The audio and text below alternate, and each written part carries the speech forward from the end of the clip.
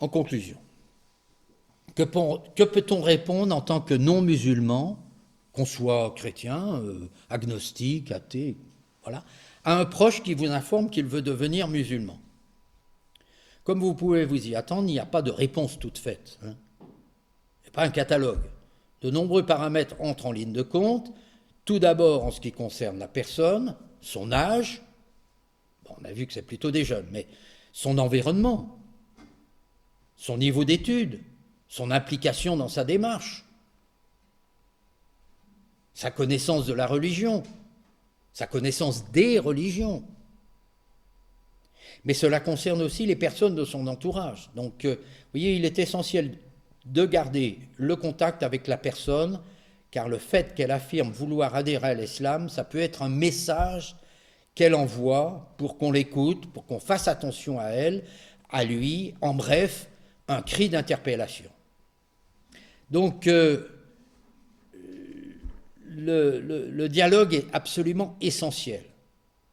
Dans le passage à l'islam ou à n'importe quelle idéologie du reste, hein, il y a des causes, il y a des contextes, il y a des événements qui conduisent la personne à adhérer à ce choix, à cette nouvelle idéologie, voilà, à faire des choix. Aussi, la première règle pour aider un proche qui serait tenté de passer à l'islam consiste à l'écouter et à comprendre les ressorts qui l'ont conduit à prendre cette décision. Alors, je crois que les deux attitudes à éviter sont les suivantes.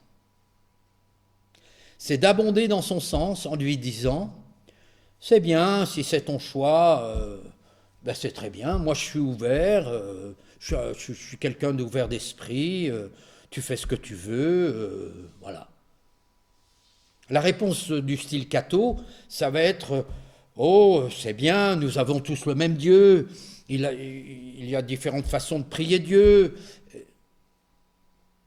Là, on va le voir, on coupe la discussion. Il n'y a pas de dialogue. L'autre, c'est de se braquer devant sa déclaration en lui disant « Non mais t'as perdu la tête, non mais tu te rends pas compte des conséquences que ça a, mais t'es complètement sous influence. » Dans ce cas, on réagit de façon émotionnelle, vous voyez, en brandissant des réponses qui ferment la discussion. Et ça, c'est vrai pour celui qui dit là, moi je voudrais devenir musulman, mais ça pourrait être pareil, hein, moi je veux devenir, j'en sais rien, trans. La vraie question, c'est pas d'abord le passage à autre chose, c'est est-ce que tu fais attention à moi? Pour un adolescent, c'est très clair. Pour un jeune, c'est très clair. Donc, je crois que si on brandit des réponses qui ferment à la discussion, on oblige alors la personne à se renforcer dans sa justification de passer à l'islam. Vous voyez, c'est un mécanisme bien connu, ça. Et si on abonde dans son sens, alors, sous couvert bien sûr de tolérance ou d'un soi-disant amour qui n'a de visage que l'indifférence, on évite la discussion. Il n'y a pas de discussion. Mais oui, mais c'est très bien, mais oui, moi je suis ouvert. Ça me rappelle un témoignage de deux jeunes qui avaient fait les 400 coups, et il y en a un qui dit à l'autre, « Oh là là, mon père, il ferme tout, il me contrôle, il me surveille, je ne peux pas faire ce que je veux, chez moi c'est que des cons, etc., etc. » Vous voyez, hein, Et l'autre lui dit, ah bah t'as de la chance parce que le mien, il me laisse faire tout. Et il ne s'intéresse pas à moi, il me dit, vas-y. Il me dit, oh, c'est pas grave, c'est ta vie, c'est pas la mienne. Les deux, à mon avis, sont à éviter. Alors, la seconde règle consiste à inviter votre interlocuteur à réfléchir, à répondre à des questions ouvertes, à lui faire prendre conscience de ses réelles aspirations personnelles et non celles véhiculées par des influenceurs extérieurs. Quelles sont tes motivations? C'est l'islam ou Karim? ou Aïcha qui t'attire? Oui, c'est Karim ou Aïcha. Il est tellement beau, elle est tellement belle, et il a des valeurs, et sa famille est accueillante. Et avec lui, avec elle, tout est nouveau, tout est découverte. Il ou elle croit en l'au-delà. Il me fait voir un autre monde. Bon, vous l'aurez compris, hein, on n'est pas dans le registre de la raison et du choix de l'islam, là. On est plutôt dans le registre des hormones et de la fusion amoureuse. Et il ne faut pas se tromper de combat. Là, il faut une vidéo complète pour démêler, j'allais dire quoi, le coup de foudre de la raison. L'amour fusionnel, qui est tout à fait normal pour un jeune au départ, etc., de l'amour engagement. Autre cas de figure, abordons les questions qui portent sur la religion. Par exemple, qu'est-ce que tu connais à l'islam? Dis-moi, qu'est-ce que tu connais du prophète, de la sunna? Alors, il faut le laisser parler, il faut laisser parler la personne et noter ce qu'elle dit. Alors, elle va peut-être dire des choses qui sont stéréotypées, qu'elle a entendues, voyez, qu'on voit dans les livres. Surtout la documentation dans les mosquées, c'est souvent, j'ai regardé, très stéréotypé. Voilà. Et il faut le noter et de façon à répondre ultérieurement, parce que vous n'êtes pas forcément compétent pour savoir qu'est-ce que dit l'islam à propos de Mohammed, à propos des hadiths, etc. Hein, donc, mais vous voyez qu'on est là dans le dialogue. Ça vous permet de répondre ultérieurement. Ça vous permet de vous renseigner, de mieux répondre pour approfondir les questions.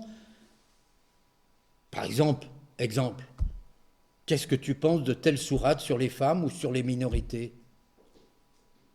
Et vous pouvez citer la sourate, et elles sont parfois un petit peu difficiles à entendre, surtout pour un jeune voilà, qui a été baigné dans les droits de l'homme, dans le respect de la femme, dans le féminisme, etc. Bon, il y a un décalage. Ah oui, mais c'est un problème de traduction. C'est la réponse qu'elle aura entendue ou qu'il aura entendue. Et donc, vous voyez, ça permet de dialoguer, de passer d'un état fusionnel de séduction à un état de raison. Voilà. Tu dis c'est une religion de paix, mais qu'est-ce que tu penses de telle sourate ou de tel hadith, etc., etc. Je continue pas à prendre des exemples, ça serait trop long. Le troisième règle, c'est d'écouter. Je trouve que ça c'est intéressant, d'écouter le témoignage de personnes sans ascendance avec l'islam et qui ont adhéré à l'islam. C'est intéressant. Ah oui, il faut écouter. Et le mieux, là, la personne si c'est un jeune qui vous dit bah, « moi je voudrais passer à l'islam », il ne sera pas contre écouter des témoignages de jeunes comme lui qui sont passés à l'islam.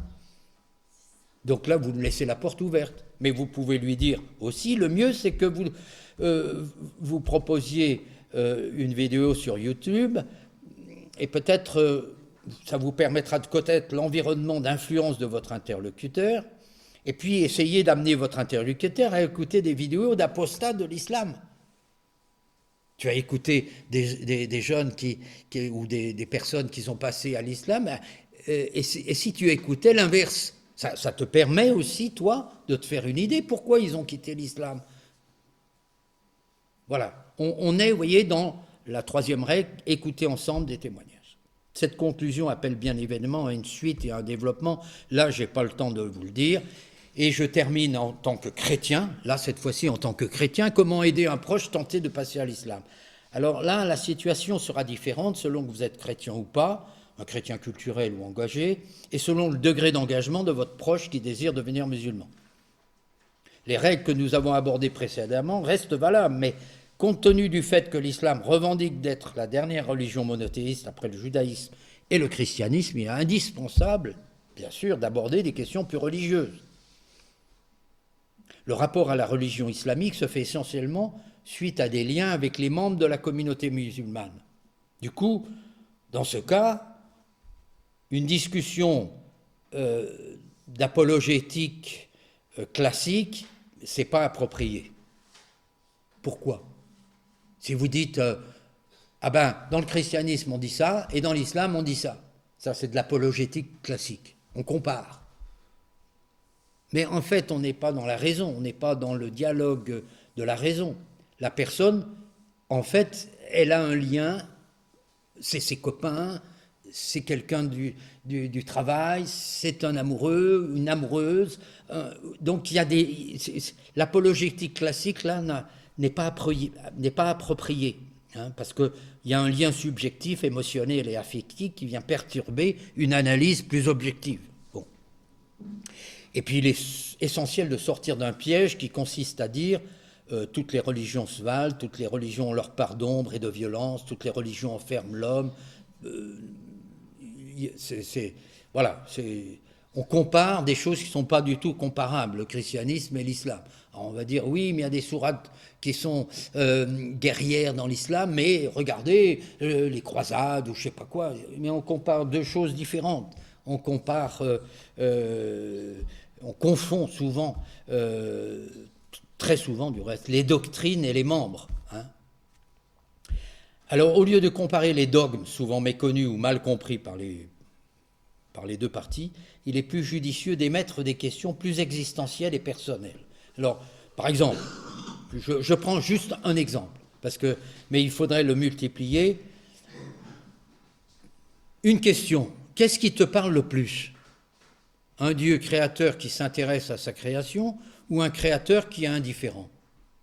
Bon, là on ne compare rien, hein. Arrêtons-nous un instant sur ce type d'échange. Alors, envisageons les deux réponses. La réponse de un Dieu qui s'intéresse à sa création, et puis la réponse, un Dieu qui ne s'y intéresse pas. Alors, commençons par un Dieu qui s'intéresse à sa création. Lui demander, pourquoi tu préfères ça? Il va répondre, par exemple, parce que en donnant la vie, en la créant, on a envie de la protéger, de la voir grandir. Ça, c'est naturel. Quand une maman, quand un père de famille a un enfant, il cherche à protéger son enfant. Bon. Lui renvoyer la question du type, parce que tu penses que c'est important qu'il existe un lien entre le Créateur et sa création, entre Dieu et toi? Alors la personne va dire oui. On lui pose alors la question, dans un lien, une relation avec quelqu'un que tu aimes, tu préfères une relation anonyme ou une relation où les deux s'impliquent, se révèlent et communiquent ensemble? Vous voyez, on est dans les questions là, on ne parle pas de... Et pourtant c'est profondément théologique. La personne va répondre, ça n'a pas de sens si l'échange est unilatéral. Vous voyez ? Ça n'a pas de sens. Vous l'amenez ainsi progressivement, c'est un exemple que j'ai pris, à prendre conscience de ce que la personne désire vraiment. Et non le fait qu'elle s'abrite derrière des réponses toutes faites dictées par le dogme, les copains ou l'entourage. Qu'est-ce que tu as au fond de tes tripes? Ainsi, on peut continuer le dialogue en posant des questions qui invitent la personne qui veut passer à l'islam à choisir selon sa conscience. On dévoile petit à petit la grande différence, par exemple, entre le Dieu chrétien qui s'implique dans sa création et qui va s'impliquer jusqu'au sommet en s'incarnant en tant qu'homme, et le Dieu de l'islam qui est un Dieu créateur mais qui reste extérieur. Entre le christianisme qui est avant tout une relation et pas une religion. Une relation d'amour et l'islam qui est un règlement donné par Allah. Voilà, j'ai bientôt fini. Maintenant, à la question première, par exemple, qu'est-ce qui te parle le mieux? la personne répond, ah, moi, ce qui me parle le mieux, c'est un créateur indifférent. Alors on lui demande pourquoi. C'est bien, ouais, ben, c'est très bien que tu répondes à cette question. Et supposons qu'il vous réponde, parce que ainsi je suis libre et je ne dépends pas de lui. Voilà, au moins je n'ai pas à dépendre. Vous pouvez alors lui demander, si tu es complètement autonome, alors ça sert à quoi de se tourner vers Dieu pour le prier? Il peut répondre, parce qu'il me l'a ordonné, afin que je ne me perde pas ou que je fasse pas n'importe quoi. On lui pose alors la question, mais qu'est-ce qui se passe si tu lui désobéis? Vous voyez, il y a un dialogue qui va se faire. Ainsi, progressivement, on l'invite à découvrir finalement qui est Dieu, hein, et finalement surtout à lui permettre j'allais dire, de prendre conscience personnellement. Après, il fera son choix. Il n'y a pas de recette toute faite. Il n'y a pas de recette toute faite. Par contre, il y a une trame à faire pour inviter la personne à prendre conscience du choix qu'elle veut faire. Et vous voyez tout de suite si ce choix, il est sérieux. De toute façon, si ce choix, il n'est pas fondé sur une réflexion personnelle, sur une éthique, sur une